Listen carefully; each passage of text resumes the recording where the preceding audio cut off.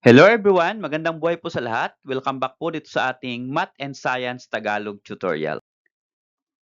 Sa video na ito ay papaliwanag ko po sa inyo about potential energy and kinetic energy. So we are going to learn these two kinds of energy by having illustrations and examples. So I'm going to present different illustrations of potential energy and kinetic energy and also examples on how to solve potential energy and kinetic energy.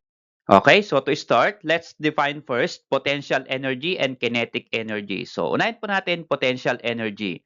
It is the energy stored in an object due to its position or state. So, later, I'm going to present illustration about potential energy. So, i-define muna natin and the formula for potential energy is PE, potential energy is equal to M times G times H. So, ano po ang ibig sabihin ng formula? Ito po, where M is the mass, G is the gravity, and H is the position height of the object. And the unit that we're going to use for potential energy is that joules. For kinetic energy, let's define first. It is the energy possessed by an object due to its motion. It is directly related to an object's speed and mass. And the formula that we're going to use for kinetic energy is that Ke or kinetic energy is equal to 1/2 times mass times velocity squared. Okay, so again here, M mass and V velocity, okay, here is square. And the unit for kinetic energy is the same with potential energy na joules. Okay? Okay, so let me illustrate you the difference between potential energy versus the kinetic energy based on its definition. Okay, ito po yung ating figure. And notice sa ating figure, ito po ay nag-curve na space. Okay? For example, this is a ball. And then yung ball ay ihuhulog natin yung ball following the curve of the figure, okay, here, and then aakyat po papunta doon. So, ang direction po ng ball ay mula po dito sa taas, and then, lagyan ko po ng figure, papunta po dito sa kabila. Okay, yan po yung direction ng ball. Now, what is the maximum potential energy? So, yung maximum potential energy po ng ball ay nasa point A. So, ibig sabihin, yung potential energy ay meron na sa ball sa point A. Okay, nasa taas na po siya. Okay. So, kahit walang force na mag apply sa ball dito sa point A, ay meron po siyang energy wherein siya po ay bababa. Okay? So, ang tawag po dyan, kahit walang force na mag apply, ang tawag po dyan ay potential energy. Okay. And another one, kapag yung ball ay nandito na sa point C, okay, nandito sa pinakambaba, nandito na po yung kanyang least potential energy kasi nakababa na po siya dyan. Okay. How about sa kinetic energy? Sa kinetic energy naman, ang maximum kinetic energy ay nasa point C. Bakit kaya? So, least potential energy ay point C, pero ang maximum kinetic energy naman ay point C din. So, bakit nawala yung potential dito pero nagkaroon siya ng kinetic energy? Okay, so yung force na galing po yung ball sa taas, yung force po ng ang bola nandito sa baba, ayun po yung magiging kinetic energy para yung bola ay umakyat po dito sa portion na ito sa figure. Kaya meron po siyang kinetic energy, meron na pong force galing sa taas papunta, paakyat po ulit yan. Okay, so ang tawag po sa force na yon ay kinetic energy. And how about the least kinetic energy? So yung least kinetic energy ay nasa point A or nasa point E. Andito po sa dalawa na ito ang least kinetic energy. So bakit po? Kasi ubos na yung energy na na-store mula po sa potential energy. Okay. Kaya kung magtutuloy-tuloy po, halimbawa pababa po ulit yung figure, pag ganon, so mula po ulit sa potential energy, bababa dito magiging kinetic energy. Yung kinetic energy, magagamit niya para umakyat po ulit, kagaya po dito. Okay, so that is the difference between potential and kinetic energy. Kaya nga po sa mga nakikita natin sa mga tindahan na nagsuswing-swing, Ibig sabihin, yun po yung potential energy and kinetic energy. Ano po? Okay, so there are some relationship between potential energy and kinetic energy. Okay, I'm going to present real-life examples from kinetic energy to potential energy. Okay, so ito po yung ating possible real-life situation. Number one is throwing a ball. So yung ball, kapag iniwan mo sa isang sahig, hindi po yan gagalaw. Okay? Kasi wala pong energy. Pero, pag nilagyan mo po ng energy, halimbawa, kinuha mo and then you throw it, so mula sa kamay mo, magkakaroon siya ng kinetic energy. Okay? And for example, yung kinetic energy from your hand to the ball ay mapapagalaw yung bola by throwing it, and then magkakaroon po ng potential energy kapag yung bola po ay tumaas, okay? At pagka ma-meet po niya yung pinakang taas, babagsak ulit pababa, yun, magkakaroon po siya ng potential energy. Okay. How about playing high jump? So kapag tumatalon po tayo sa high jump, mula sa baba, paakyat po tayo. So maglalaan po tayo o magbibigay po tayo ng energy from floor, okay, papunta po dun sa pag-akyat natin. So magkakaroon po tayo dun ng kinetic energy. Ano po? And then, pag nasa taas na po tayo, bigla tayong bababa, yun na po yung ating potential energy. Okay? Another one ay lifting up a ball. So halimbawa, yung bola nasa sahig, binuhat po natin, nilift natin. Okay. So umangat po yung bola kasi by using our energy, by using our hand. Ano po? So inangat po ng kamay natin, kinetic energy. Kapag binitawan po natin yung bola, so magkakaroon na po siya ng potential energy. Malalaglag po yun. Okay? So that is kinetic to potential. Another one, playing discus throw. So yung discus throw naman na ito, from your hand ay iitsa natin yung discus, okay? So para lumayo sa atin. And that is cause kinetic energy. So pagbagsak ng discus doon sa ating ground, so maaring iyon po ay uh, babagsak and then magbabounce, tataas siya ng konti and then again bababa. So yung pagbaba niya, yun po yung potential energy. Okay? Another one ay throwing a small flat stone in the water. Kung na-experience po ninyo na pumunta sa ilog at nag-throw po kayo ng flat stone at pinatama po sa tubig, yung stone po ay hindi po siya basta't lulubog. So maaring magbabounce po sa tubig, okay? Maging parang bola, 3 beses po magbabounce bago po siya lumubog. And that is kinetic energy to potential energy. Okay, so how about real life examples or scenario from potential energy to kinetic energy? Okay, so pag sinabi nating potential again, yung object ay nasa taas and by using its potential energy ay babagsak po siya at pagbagsak niya, magkakaroon po ng kinetic energy, magbabounce po siya. Okay, so ito po yung possible scenario or examples for potential to kinetic.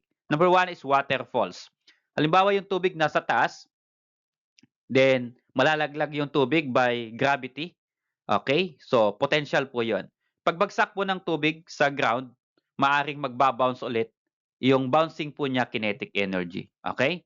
Next po ay falling coconut from tree. So, ibig sabihin, halimbawa yung nyog nakakapit pa sa tangkay, sa puno, kapag yun po ay natuyo yung nyog natin, so, at hihiwalay sa tangkay, babagsak po yun. Okay, so yung nyog o yung bunga ng nyog ay malalaglag. So pagkalaglag po niya, yan po yung potential energy. Okay? At maaring pag na-meet niya yung ground, magbabounce siya. So yung pag-bounce niya, yan po yung kanyang kinetic energy.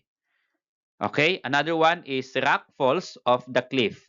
So may mga bato po doon sa mga bangin. Kapag nag-crack po yung mga bato at humiwalay, yung ibang parts malalaglag. Okay? So pagkalaglag ng bato, yun po yung potential energy. Okay?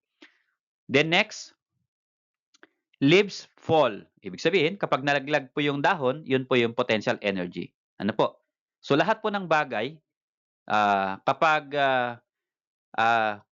humiwalay po dun sa kinakapitan niya o lahat po ng dahon, yun po ay malalaglag kung meron po siyang weight.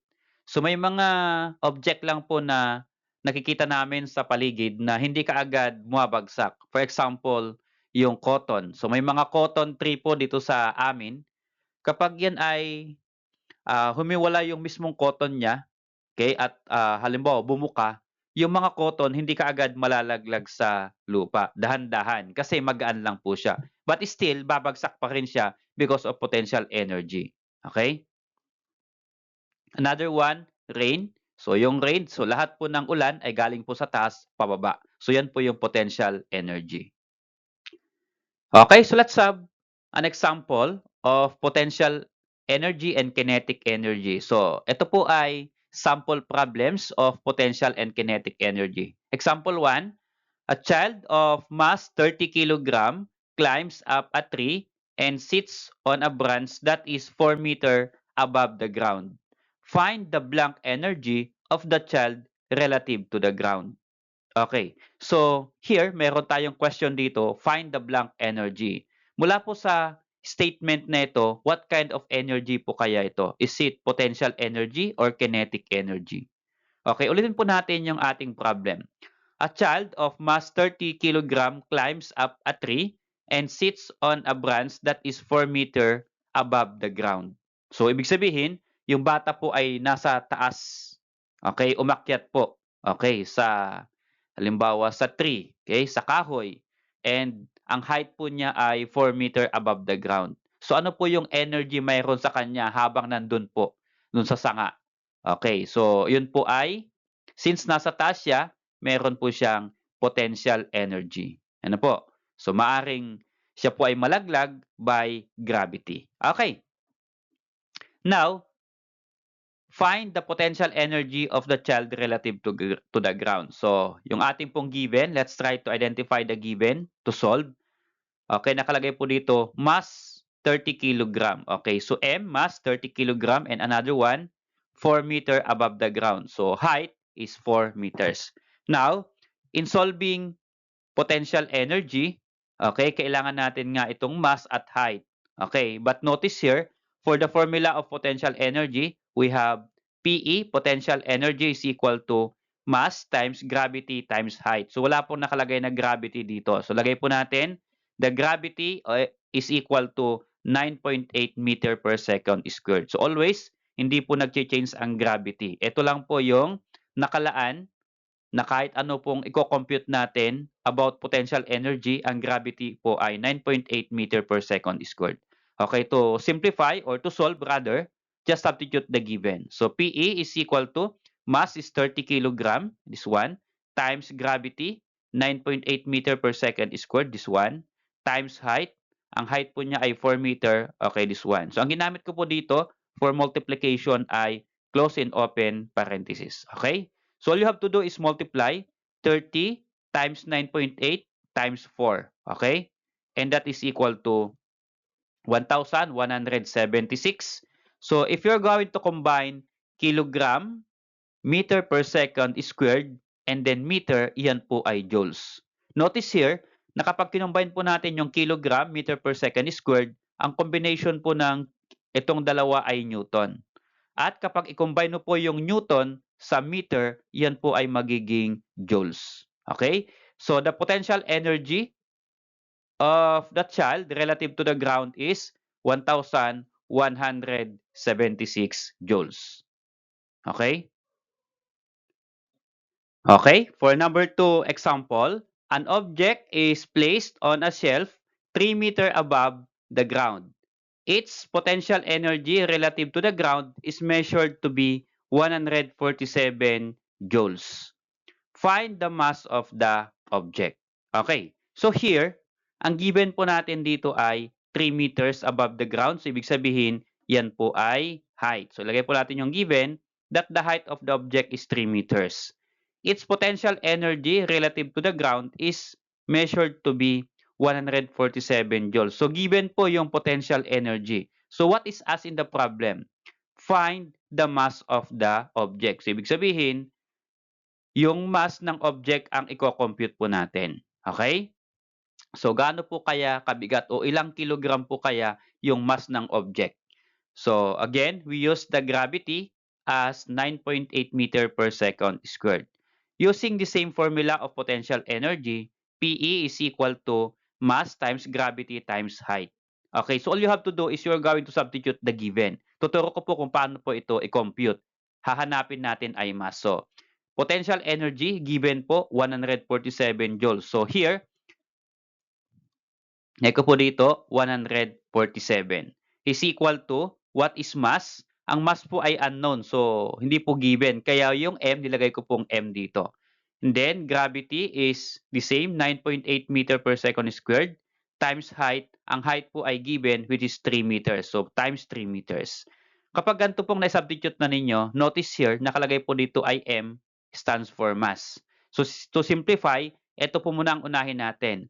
9.8 times 3. Okay, if you're going to multiply 9.8 times 3, 29.4. So actually, para hindi po kayo malito, kahit wag na munang ilagay yung given. Okay? So here, 9.8 times 3 is 29.4. And then times m, mass. And then copy 147 for potential energy. So to solve this equation, i-move natin itong 29.4 sa left.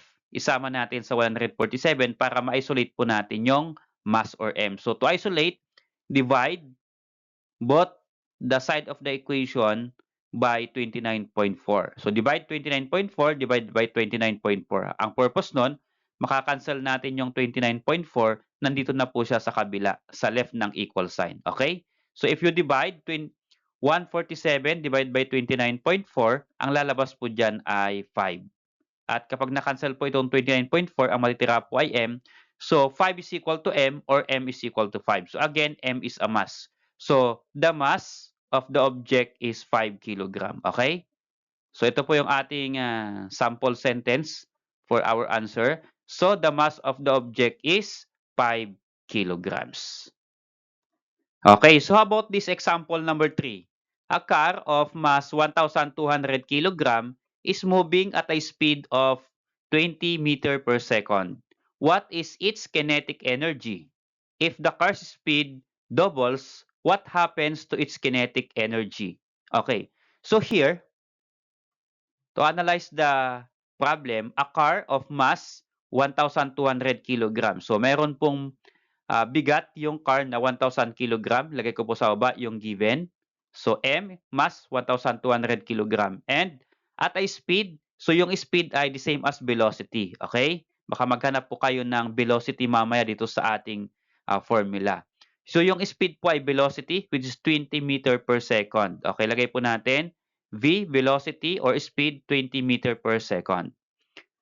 The first question is, what is its kinetic energy? So, KE is equal to blank or unknown. So, yun po yung una natin ko-compute. Then, pagkatapos nun, solve natin yung pangalawang question. If the car's speed doubles, what happens to its kinetic energy? So, paano ko kaya ito sasagutan? Okay. Unahin po natin isolve yung first question. Okay, so yung first question ay kinetic energy. So, for KE, ang formula po ng kinetic energy ay KE is equal to 1/2 times mass times velocity squared. Okay.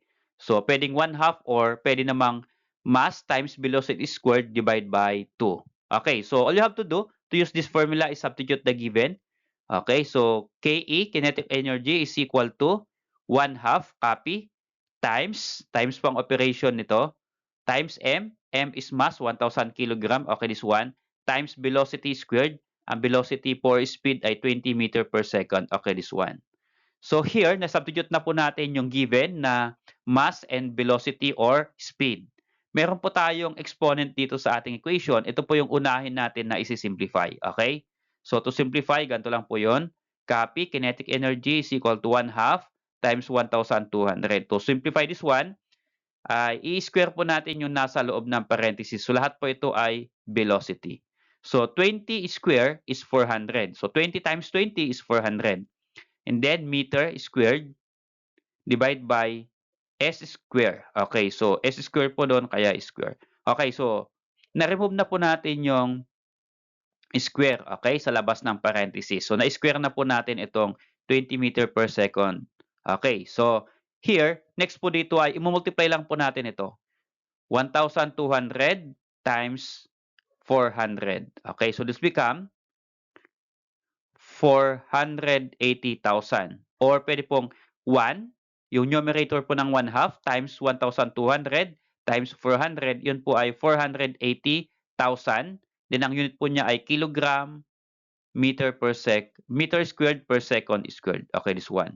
Divide by, ito po yung denominator na 2. All in all, divide by 2. Okay, if you're going to divide that by 2, then yan po yung kanyang kinetic energy, which is 240,000 joules. Okay? So, yun po yung kinetic energy kapag ang velocity ay 20 meter per second or speed at ang mass po ay 1,200 kilogram. Okay, so how about naman po yung velocity is doubled? Yung second question, if the car's speed doubles, what happens to its kinetic energy? So yung speed or velocity ay na-doubled, ano naman po kaya ang mangyayari sa kanyang kinetic energy? So mula po dito sa kinetic energy na na-solve natin, based from the problem, ay magsosolve ulit tayo ng kinetic energy. Yun nga lang, yung velocity, yung speed po niya ay double. Okay, doubled. So ito po, the same. So pag dinoble natin yung speed or velocity, so 20 times 2 is equal to 40. So lagay ko po dito. So yung magiging velocity na gagamitin natin ay 40 meter per second squared. Or per second rather. Okay, substitute natin. So this will become kinetic energy is equal to 1 half. Mass, the same, 1,200. And then yung velocity or speed ay madodoble. Sabi natin ay 40. So 40 meter per second squared. Okay. Again, we are going to multiply 1 times 1,200 times 40. No. I-simplify muna natin pala itong 40. Okay, kasi may exponent pa tayo. Okay, simplify. Okay, 40 squared is 1,600. And then m square and then s square. Okay? And then saka pa lang po tayo magmo-multiply kapag na-simplify po natin yung exponent. So 1 times 1,200 times 1,600, that is equal to 1,920,000. And then kilogram meter per second, meter square per second squared. And then always divided by 2 kasi 1 half po siya. Okay. So if you're going to divide this one, this will become the kinetic energy is equal to 960,000 joules. Now, mula po sa kanyang kinetic energy na 240,000 naging 960,000. Okay, so ano pong nangyari sa kanyang kinetic energy? Okay, notice here, kapag yung 240,000, ito pong unang kinetic energy, i-multiply po natin times 4. Kapag i-multiply po natin ng 4, yung 240,000, yun po yung magiging product, 960,000.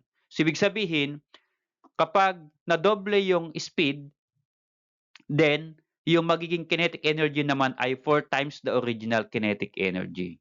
Okay, kaya ito po yung ating sagot in simple sentence. When the speed is doubles, the kinetic energy is 4 times larger. Okay? So, yun po yung simple sentence para po sa sagot natin sa question number 2. Okay, to end up the discussion, let's have this activity. Let's see how you understand the lesson. So ito po yung instruction. Classify the following as a type of potential energy or kinetic energy. So we have 1 to 5 scenario or real life situations. Then just tell if this situation or scenario is potential energy or kinetic energy. Okay? Baka pwede pong pa-share sa amin yung inyong sagot. Pwede po nyong i-post yung video na ito and then answer it. At kapag mayroon na po kayong sagot, baka pwede pong pa-share sa amin by just typing your comment below. Okay? Salamat sa panonood mga anak. See you on my next discussion about mechanical energy.